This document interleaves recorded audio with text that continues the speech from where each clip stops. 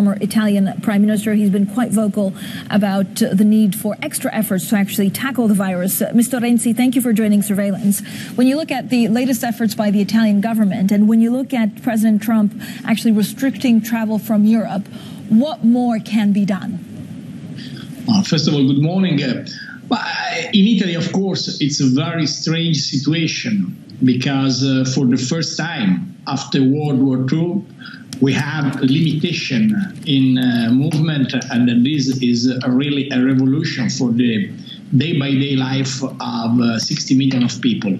But I think this is a right decision because coronavirus is a new threat, is a new virus, and the only way today is block the contagion. My opinion, I think in the past Italian people made some mistakes because we blocked the direct plane from China, but we lost the people who arrived to other destinations. So from Beijing, the people arrived from using Moscow or Abu Dhabi or Dubai or London or Paris. And that created a lot of tensions and problems in our nation. Now, my request is, please, my dear friends around the world, don't make the same mistakes.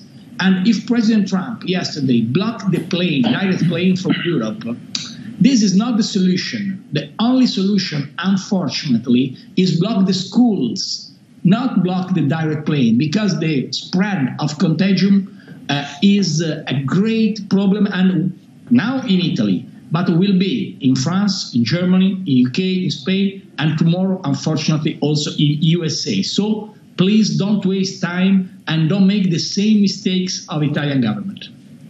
Matteo Renzi, do you think that the European Union and its countries should actually have closed borders to try and contain the virus? I believe that virus is a very strange enemy. It don't respect a law of the Italian central government or frontiers. So my opinion is that European guys, if you look at the numbers, this is very clear, have the same escalade of Italian people 10 days ago. So the numbers of today in France, in Germany, in Spain are exactly the same 8 days ago, 9 days ago in Italy. What means that the only way to block the virus is not to block the borders, is block the occasion, the opportunities of meetings.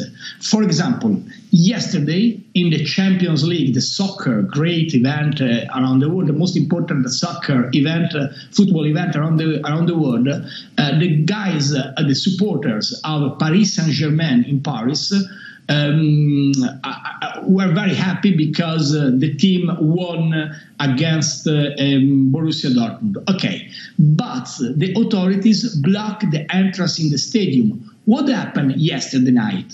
A lot of people, maybe thousands and thousands of supporters of Paris Saint-Germain stayed outside of the stadium and all together, and that is an unbelievable good news for virus, because virus is very happy to use this event to create contagion. So my opinion is the first thing is block also the public events. It's a mistake.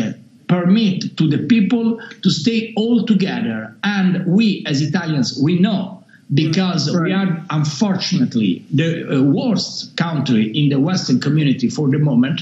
So my request is be wise, be prudent, be able to don't arrive to our level. This is the message. You have 1 week of advantage, 1 week.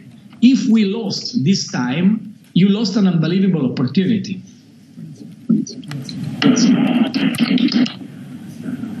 Matteo Renzi, when you look at how you measure this getting better, first of all, what is life day-to-day like in Italy? And do you look at the number of deaths, or do you look at the number of infections? How does a country know when actually things are turning a corner for the better? all the most important doctors, all the most important scientists explain us coronavirus is not the worst virus in terms of lethality, in terms of deaths. The problem is if too much people all together are infected, the problem is in that unbelievable number of people, there is an average, there is a little part who needs an hospitalization. And that is the problem, because if all together enter in the hospitals, the risk is the collapse of the system. And that is the great problem, particularly for the old people. So our idea is block the people inside the home, the houses, because that probably will be very effective to block the contagion. Of course, the number of deaths it's a problem, but the average is not so high as other unbelievable events of the past. The real problem is the organization of structure, and for that, the only way is that block occasion. Matteo Renzi, what would you ask from the European Central Bank today? So we've had a number of measures and a number of money being poured by the government to help some of the small and medium-sized enterprises in Italy. What can you ask of Frankfurt today? I believe there is only one way. Give liquidity, because if you can block also the Italian people are very expansive, very happy. You can block also the Italian people in the home, but the problem is we can absolutely give to the people the liquidity, because if you block the people 2 weeks without freedom of movement, it's important to encourage small and medium enterprise and families to have the money necessary. And for that, I believe, for President Christine Lagarde and for all the board of ECB, this is a very key point and a very crucial moment, because I believe 2020 in general is a very important year for economy. We have difficulty for Germany to continue in the export of China. We have a problem of Brexit.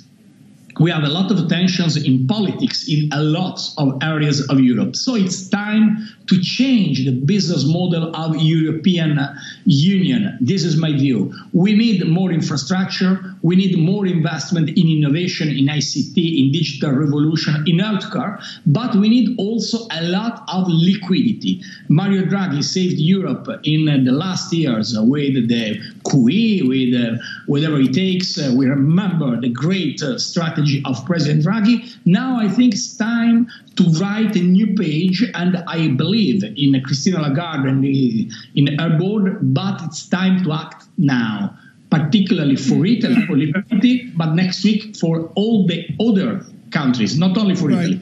Mr. Renzi, thank you so much. The former Prime Minister